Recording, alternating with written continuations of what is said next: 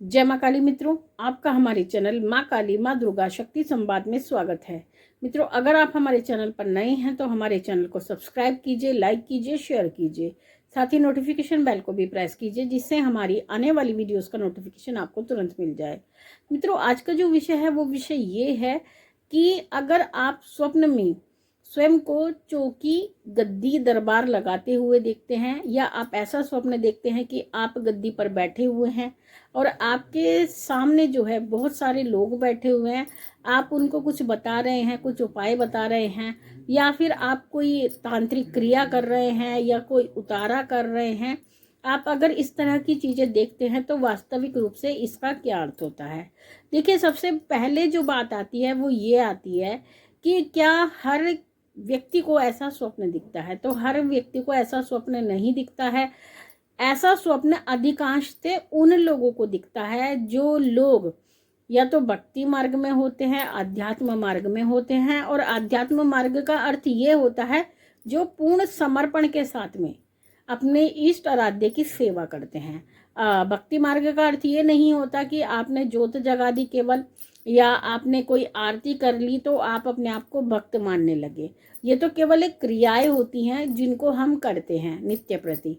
वास्तविक रूप से भक्ति वो होती है जो तन से, मन से या धन से की जाती है, जो तीनों प्रकार से ईश्वर की भक्ति में रहता है और पूर्ण समर्पण भाव के साथ में ईश्वर की सेवा करते हैं, तो उसी को भक्ति माना जाता है। जिनके लिए भक्ति सर्वोपरि है, अन्य जो वस्तुएं आती हैं वो बाद में आती हैं, तो ऐसे व्यक्ति भक्त कहलाते हैं।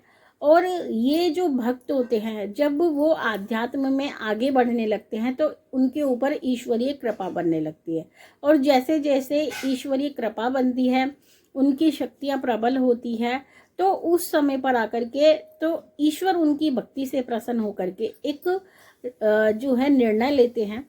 और निर्णय इस प्रकार का लेते हैं कि वो अपना प्रतिनिधि चुनते हैं। और प्रतिनिधि कैसे चुनते हैं? जो उनको लगता है कि हाँ, ये मेरे मार्ग में सही कार्य कर सकता है, जिसके मन में किसी भी प्रकार का ईर्ष्या नहीं होती, द्वेष नहीं होता, किसी भी प्रकार का छल या कपट नहीं होता, तो ऐसे व्यक्तियों को ईश्वर अपने प्रतिनिधि के रूप में चुनते हैं, जिससे कि वो उससे इस संसार का कल्याण करा सके, धर्म का प्रचार करा सके, अधर्म का नाश करा सके। तो इसीलिए वो ऐसे व्यक्ति को चुनते हैं। और जब वो ऐसे व्यक्ति को चुनते हैं तो ईश्वर उनको स्वप्न के माध्यम से दर्शन देते हैं, यानी जो आगे होने वाली भविष्य की घटना है वो उसको दिखाते हैं, कि जैसे कि वो गद्दी पे बैठा है। तो इसका अर्थ ये होता है कि जब स्वप्न में आप अपने आप को गद्दी पे बैठे हुए दिखते हैं तो इसका स्पष्ट अर्थ है कि आने वाले समय में आप गद्दी धारण करेंगे या गुरु पद को धारण करेंगे और संसार का मार्गदर्शन करेंगे। लेकिन इसमें भी ये बात आती है कि अगर ये स्वप्न केवल आप एक ही बार देखते हैं तो ऐसा संभव नहीं है। अगर ये स्वप्न जो है आपको बार बार दिखाई देता है, मान लीजिए 15 दिन में दिखता है, महीने में दिखता है, 2 महीने में दिखता है, अगर आपको बार बार दिखता है तो तब यहाँ पर बात माननी आती है कि आपको भविष्य में गद्दी धारण करनी है। और जैसे कि आप संगत को देखते हैं, संगत देखने का यही अर्थ है कि आप गद्दी धारण करेंगे। और जो इस संसार में परेशान है, किसी को आर्थिक संकट है, किसी को ऊपरी बाधा है, काला जादू है, या किसी को शारीरिक परेशानी है, या किसी भी प्रकार की परेशानी है, तो वो आपके पास आकर के अपना कल्याण कराएंगे, आपसे मार्गदर्शन लेकर के आध्यात्म में आगे बढ़ेंगे। जो भक्त प्रेमी लोग होते हैं, जो ईश्वर के मार्ग में आगे बढ़ना चाहते हैं, वो आपसे मार्गदर्शन लेंगे आने वाले निकट भविष्य में। तो ये इसका एक स्पष्ट संकेत होता है। अब दूसरे वो लोग आते हैं जिनको अपनी घर परिवार में पीढ़ियों में पुरानी गद्दियाँ चली होती हैं, जिनकी गद्दियाँ पहले से चलती आ रही होती है, उनको भी इस तरह के स्वप्न दिखाई देते हैं।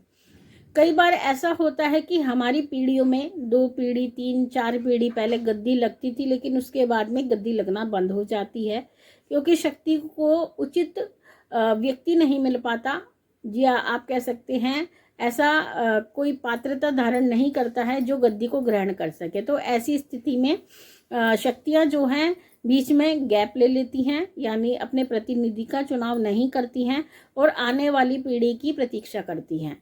तो जब आगे पीढ़ी आती है और उसमें उनको कोई उचित ऐसा व्यक्ति दिखता है जो गद्दी का भार संभाल सके, तो वो ऐसे व्यक्ति को चुनती हैं।